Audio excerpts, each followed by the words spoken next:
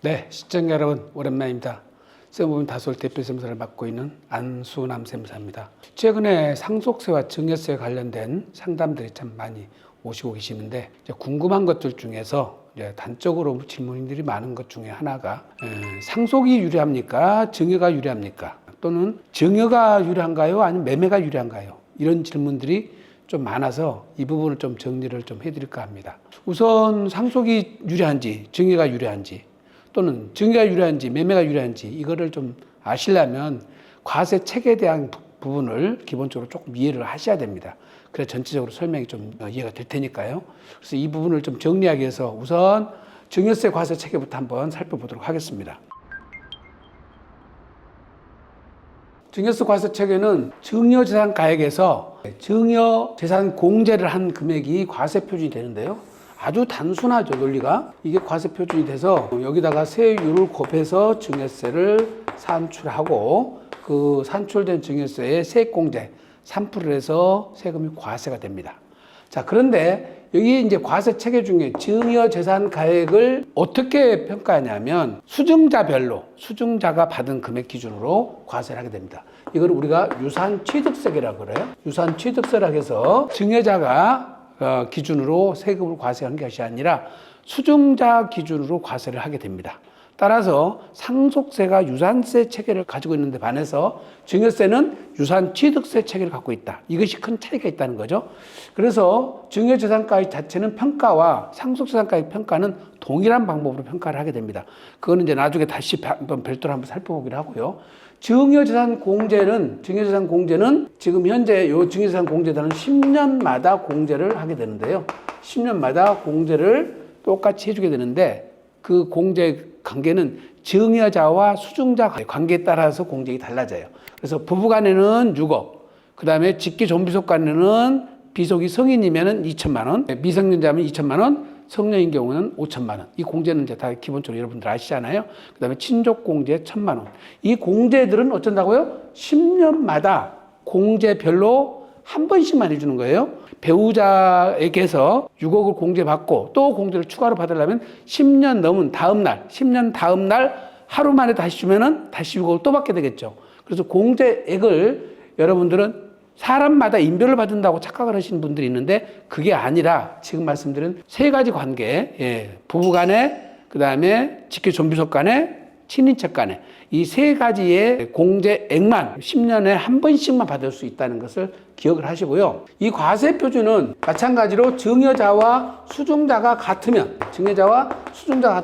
10년 단위로 합산해서 과세 표준을 만듭니다. 이것을 합산해요. 그러니까 아버지가 아들한테 증여를 올해 1억을 주고 내년에 2억 주고 또 내후년에 3억 준다 그러면 1억, 2억, 3억 각각 세율을 적용한 것이 아니라 증여자와 수증자가 동일하기 때문에 1억 플러스 2억 플러스 3억 전부 합해한 6억에 대해서 세율을 부과하게 된다는 거죠. 요 점이 굉장히 중요한 개념이에요. 증여자에는 부모는 합해서 증여자를 계산합니다. 아버지와 어머니 따로따로 계산하는 게 아니라 어쩐다? 아버지와 어머니는 부부 일심동체를 한 명으로 봐서 한 사람으로 보고 계산한다. 할아버지와 할머니도 똑같이 계산했죠. 대신 할아버지와 아버지는 또는 할머니와 어머니는 한 부부가 아니기 때문에 별도가 됩니다. 따라서 할아버지가 부동산을 증여했을 때 세금을 또 할아버지가 주면은 합산돼서 세금이 부과되지만은 부동산은 할아버지가 주고 세금은 아버지가 준다고 그런다면은 할아버지 거 과세표준 따로 잡고 아버지 거 과세표준 따로 잡겠죠. 증여자와 수증자를 달리하게 하는 방법이 증여세 절세 측면에서 굉장히 유리합니다. 그래서 증여 경우에 핵심은 뭐라고요? 자, 증여세 공제는 10년 단위로 해준다는 것 하고 과세표준은 동일인일 경우에 10년마다 합산이 되는 거기 때문에 10년에 합산한 개념을 어떻게 해석을 되냐고 그러는데 예를 들어서 만약에 10년 5월에 증여를 해줬다 그러면 어쩐다고요? 2020년 4월까지 증여를 해준 거는 10년 안에 들어왔죠. 10년 안에 들어왔으니까 이때 증여한 것과 이때 증여한 거는 또 합산이 된다는 거고 다시 2025년 4월 달에 증여를 했으면 이때 거는 10년이 넘어갔으니까 합산이 안 되는 거죠. 거슬러 올라가서 2015년 4월 달에 이후에 증여되는 것은 합산이 되겠죠. 따라서 2020년 4월 달 거는 여기서는 다시 합산이 되는 거죠. 그래서 10년이 경과된 2020년 5월달 것은 제외하고 이때부터 소급해서 10년 이내에 들어온 것만 합산이 돼서 이거는 통산을 해주는 거다. 여기서 지금 증여재산 합통산 개념은 관계가 상관이 없습니다. 증여자와 수증자가 동일하면 통산이 된다는 것을 기억을 하시기 바랍니다. 자, 이번에는 상속세 과세책에 대해서 간단히 좀 알아볼게요. 상속세는 본래의 상속재산에다가 다시 가산되는 항목들이 있습니다. 요거를 잘 알아주셔야 돼요. 상속이라는 것이 이때 딱 돌아가시면 상속이 개시되죠. 상속 개시되면 지금 보신 것처럼 1번 본래의 상속재산을 상속재산의 기본으로 삼습니다. 기본으로 삼는데 지금 세 가지가 더 있어요. 무슨 얘기냐면 추정상속재산이라고 해서 상속 개시일로부터 1년 이내에 인출한 돈이 2억 이상이면은 이거를 사용처를 밝혀야 됩니다. 만일에 금전 통장에서 아버지로부터 현금을 빼가지고 1년 이내에 2억 이상을 뺐다고 그러면은 이 돈의 출처를 다 사용처를 밝혀야 된다는 뜻이에요. 만약에 2년 이내에 5억 이상이면 이것도 마찬가지로 추정상속 재산에 해당이 돼서 사용처를 입증을 해야만이 과세가액에서 제외시켜주는 거예요. 왜 이걸 제도를 만들어놨을까요?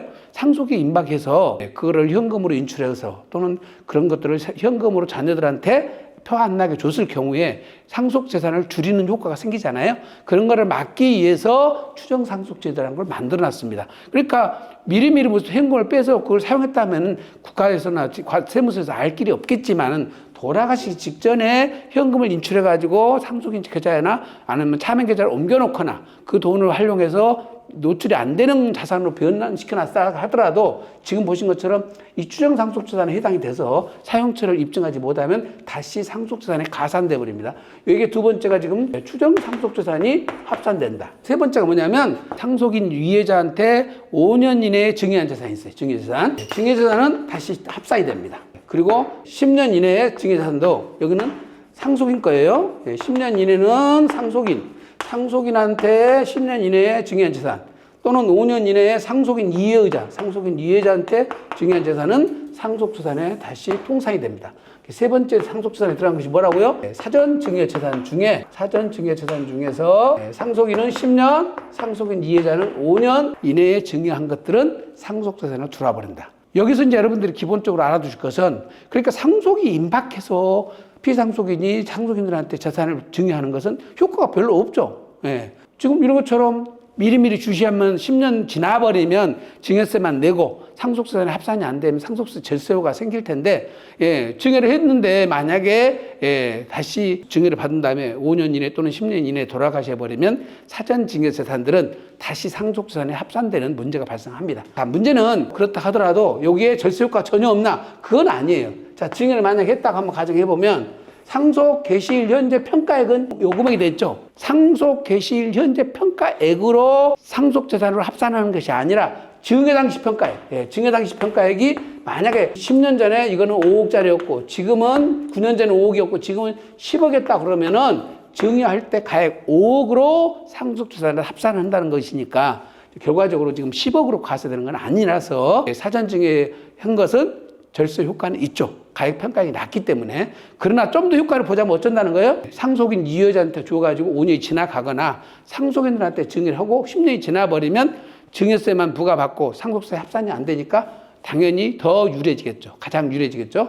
그래서 사전증여를 할 때는 미리미리 하라는 이유가 지금 말씀드린 것처럼 사전증여를 한 다음에 상속이 이루어져 버리면 다시 상속재산이 합산되는 문제 때문에 그렇습니다. 네 번째가 상속인 이후에 발생한 확정된 것 중에서 상속재산에 가산되는 거 있어요. 이거를 우리가 간주상속재산이라고 그러는데 간주상속재산은 지금 이제 세 가지입니다. 퇴직금하고 보험금하고 신탁재산입니다. 특히 이제 보험금에 관해서는 참고로 보험금 가입할 때 가입자가 있고 피보험자가 있고 그리고 수익자가 있죠. 이 세 가지가 있죠. 보통은 피보험자를 우리가 부모님으로 돌아가신 분, 사망인으로 이제 부모님으로 해놓고 대신 가입자 또는 이 가입자보다 더 중요한 것은 이 보험금 불입자가 더 중요한데 보험금 불입자가 부모님이시고 수익자가 상속인으로 돼버리면 요거는 상속재산으로 합산돼 버립니다. 보험 가입하실 때 중요한 거는 보험금 가입자와 수익자와 동일하게 해놓으시고 부모님이 불입하고 자녀들이 받아버리면 상속재산이 합산돼 버리기 때문에 보험금 불입자를 자녀로 하고 피보험자를 부모님 명의로 해서 보험을 가입하셔야만이 지금처럼 상속재산에서 제외가 됩니다. 그래서 이 세 가지가 또 추가로 상속재산에 가산되기 때문에 지금 보시면 상속세는 상속이 딱 이루어지면은 절세할 수 있는 아웃라인이 없어요. 딱 이미 끝나버리니까. 지금 모든 것이 우리가 놀다가 동작 그만 하면 딱 멈춰있는 상태에서처럼 여기서부터 다 계산해갖고 1년 안에 2억, 2년 안에 5억 초과되는 인출금들에 대해서는 또는 채무에 대해서는 다 소명을 해야 됩니다. 어디다 사용했는지를 소명해야 되고 다시 계산해서 상속인 이해자한테 5년 이내 증여한 재산이 있으면 또는 상속인한테 증여한 재산이 10년 이내에 있으면 상속재산에 다시 합산돼서 상속세가 다시 전체적으로 다시 한번 정산되는 개념으로 온다. 물론 이제 상속세에 대한 공제는 일괄 공제가 있고 배우자 공제가 있습니다. 따라서 증여보다는 공제가 훨씬 크죠. 일괄 공제가 5억이고 배우자 공제는 기본 5억부터 30억까지가 되기 때문에 상속에 따른 공제액은 증여보다는 훨씬 큽니다. 그래서 지금 보신 것처럼 과세 체계가 상속과 증여세는 근본적으로 차이가 있죠. 상속세는 아까 우리가 뭐라고 했어요? 유산 취득세 개념이 아니라 유산세 체계로 과세를 하고 평가를 할 때는 상속 개시 당시에 증여와 상속이 똑같이 평가를 하고 세율도 똑같이 적용을 하는 거지만은 공제는 다르다고 그랬죠. 증여는 10년마다 하나씩 공제를 못 했잖아요. 부부간에는 6억, 직계 종부석 간에는 5천만 원, 그 다음에 친인척 간에는 1,000만 원밖에 공제가 안 됐는데 상속의 경우에는 일괄 공제도 있고 배우자 공제도 있고 금융상속 공제도 있고 주택상속 공제도 있고 이런 것들 공제들이 또 추가되어 있습니다. 있으니까 이 공제액은 상속에서는 공제액이 더 크다. 그런데 지금 보신 것처럼 상속재산으로 가산되는 항목들은 4가지가 있다는 것을 확인하시고 과세책을 우선 기본적으로 이해를 하셔야 됩니다. 그래야 상속이 유리한지 증여가 유리한지를 이제 우리가 구분해서 볼 수가 있겠죠. 그래서 상속세 과세 체계를 간단하게나마 설명을 했습니다. 상속세와 증여세, 아까 설명드린 것처럼 같은 점은 뭐였어요? 무상으로 부가 이전된다는 것. 대가관계가 없죠. 대신 대가관계가 정립되면 그거는 양도라고 보기 때문에 상속이나 증여에 해당되지 않겠죠. 두 번째는 세율 체계가 똑같아요. 적용 세율 체계가. 우선 1억 이하는 10%고요. 5억 이하는 20%, 10억 이하는 30%고 30억 이하는 40%고 30억 초과한 경우가 최고세율 50%를 적용하는데요.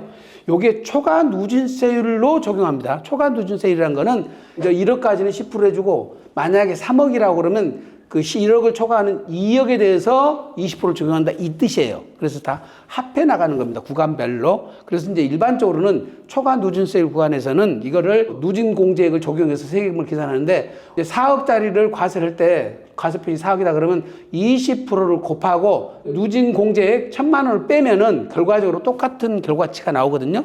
만약에 10억 경우는 6천만 원, 1억 6천, 50%는 4억 6천을 초과 누진세율로 차감하면 결과치가 나옵니다. 예를 들어서 50억의 과세 표준이 있다고 그러면 곱하기 50%를 곱하고 여기서 25억에서 4억 6천, 여기 4억 차감하라는 거잖아요. 4억 6천을 차감하면 결과치가 20억 4천이 세금으로 나온다 이 뜻입니다. 그래서 초과 누진세율 구간에는 해당 금액에다가 해당 세율을 적용하고 그 다음에 지금 누진 공제액을 차감하면 결과치가 동일하게 나온다는 것을 아시고 간편법으로 세액을 계산할 수도 있습니다. 어떻게 보면 상속세와 증여세가 이렇게 똑같이 만든 거는 조금은 형평성에는 안 맞는 면이 있긴 합니다. 어쨌든 이거는 과세 체계를 세율을 똑같이 만들었다는 것이고 두 번째는 상속재산 평가 방법과 증여재산 평가 방법이 똑같아요. 그래서 아파트를 매매사례가로 적용해서 과세평가한다 또는 꼬마 빌딩을 감정평가한다 이런 얘기들은 상속이나 증여나 똑같은 방법으로 평가가 되고 있다는 것을 기억을 하시고 이제 상속세와 증여세의 큰 차이점이 뭐 있다고 그랬어요? 아까 차이점 한번 잠깐만 정리를 해보죠. 차이점은 과세 체계가 다르다고 그랬잖아요. 과세 체계라는 거는 무슨 뜻이냐면 과세 표준을 삼을 때에 무엇을 기준으로 삼을 것이냐 이 문제거든요. 피상속인 돌아가신 분이 남긴 유산을 과세책으로 한 것을 유산세라 체계라고 그래요. 유산세. 남긴 유산이니까 유산세 체계라고 그래요. 피상속인이 보유하고 있던 자산, 돌아가실 시점에 보유하고 있던 자산에 대해서 과세를 한다고 그래서 유산세 체계라고 그러고 증여세는 유산 취득세라고 그래요. 남긴 재산을 받은 기준이에요. 증여세는 아까 유산 취득세 체계라고 그랬죠. 증여는 수증자가 받은 것을 기준으로 하기 때문에 만일에 50억의 재산이 있어가지고 배우자가 10억, 자녀들이 3명 있는데 10억씩 받았다 하면은 상속세는 50억에 대해서 과세를 하지만 사전 증여를 했을 경우에 증여세는 받은 기준거 20억, 10억, 10억, 10억 이렇게 과세를 한다 이 뜻이에요. 그래서 일반적으로 상속세에서 유산세 체계를 따르는 나라들이 대부분이고요. 유산취득세 체계를 따르는 OECD 국가 중에는 4개 정도밖에 지금 없습니다. 그게 세계적인 대세, 글로벌 스탠다드는 아마 유산취득세 체계가 더 많을 겁니다. 근데 우리나라는 지금 그 중에 유산세 체계를 갖고 있어서 최근에도 상속세 개편에서도 이제 계속 논란이 되고 있죠. 유산세 체계를 유산취득세 체계로 바꿔줘도 세부담은 많이 낮춰지기 때문에 과세 체계를 좀 바꿀 필요가 있다. 이제 이렇게 좀 제안들을 하고 있는데 글쎄 이제 요거는 어떻게 될지는 잘 모르겠습니다. 그 다음에 이제 이것은 시기별로 따져가지고 자, 상속세는 평생 한 번이에요. 평생 한 번. 평생 이래죠. 이걸 2번 죽을 수는 없지 않습니까? 평생 한 번밖에 못 해요. 상속세는 내가 딱 돌아가신다 때 어떻게 보면 시기 선택이 되나요? 안 되나요? 이거는 선택이 불가능합니다. 선택이 불가능해요. 내가 죽고 싶을 때 죽을 수가 없으니까. 그런데 증여세는 어떻습니까? 이거는 횟수 제한이 없잖아요. 횟수 제한이 없고 본인이 증여자의 뜻대로 되는 거예요. 증여자가 주고 싶으면 준다는 겁니다. 증여자가 주고 싶으면 준다는 거고 만약에 이거를 부동산을 처분한 시기 선택이 만약에 상속받거나 증여받은 부동산을 처분하는 시기를 선택할 수 있느냐 이거 선택이 자유롭냐 이 문제인데 상속세는 선택이 자유롭지 않아요. 증여세는 내가 처분할 것을 예상하고 미리서 줄 수도 있는 거죠. 그러니까 이거는 상속과 증여의 가장 큰 차이점이 나중에 결과적으로 상속받아서 양도를 하거나 증여받아서 양도를 할 때 증여는 내가 증여를 받아서 지금 팔 수도 있고 그렇지만은 상속은 어떻습니까? 상속이 이루어져야 파는데 언제 상속이 이루어질지 모르니까 양도시도 결정될 수가 없죠. 그래서 이 시기 선택이 안 된다는 것이 이제 문제죠. 예. 그 다음에 공제액은 어쨌다? 아까 어땠어요? 공제액은 차이가 많았죠? 공제액은 증여 경우는 기본적으로 10년 동안에 한 번밖에 못했어요. 10년 동안에 부부간에는 6억, 그 다음에 직계존비속이라면 5천, 2천, 친인척 관계로 1,000만 원. 10년 동안에 한 번 공제마다 10년마다 해줄 수가 있는데 상속세의 경우는 일괄공제도 있었고 배우자 공제 따로 있었고 금융상속공제 그다음에 상속주택공제가 또 따로 있다고 그랬죠. 그다음에 이제 문제는 재산분배 방식이 중요합니다. 재산분배를 증여는 어떻습니까? 살아계실 때 증여자 의지대로 이것이 줄 수가 있는 거죠. 상속은 어때요? 물론 유언이라는 게 있어요.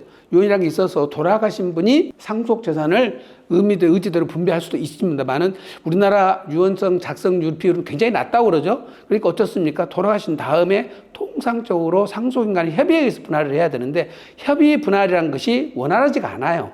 아버지 어머니 뜻을 가지고 해도 될까 말까 하는데 자식들한테 그걸 맡겨놓으니까 재산이 규모가 많지 않은 분들은 협의가 잘 되는 경우도 있습니다만은 어쨌든 협의 분할 과정에 재산의 분쟁이 많이 일어나는 것은 사실입니다. 그리고 또 이제 어쨌든 간에 또 살아생전에 부모 입장에서는 미운 자식도 있고 이쁜 자식도 있다 보니까 주는 게 차별이 돼 있어요. 그래서 어떤 거는 남아 선호 사상이 있으신 분들은 장남한테 더 주고 또는 딸보다는 아들들을 더 많이 주는 경우도 있고 그런데 이제 그것을 옛날에는 부모님이 한 일이기 때문에 다 그걸 묻고 넘어가고 다 인정하고 넘어갔는데 요즘 젊은 세대는 그런 경우를 잘 못 견뎌야 합니다. 즉 불공정하고 정의롭지 못한 거 공평하지 않은 것에 대해서는 부모님이 한 것이지만 이걸 받아들이지 않아요. 또 유럽이라는 게 있지 않습니까?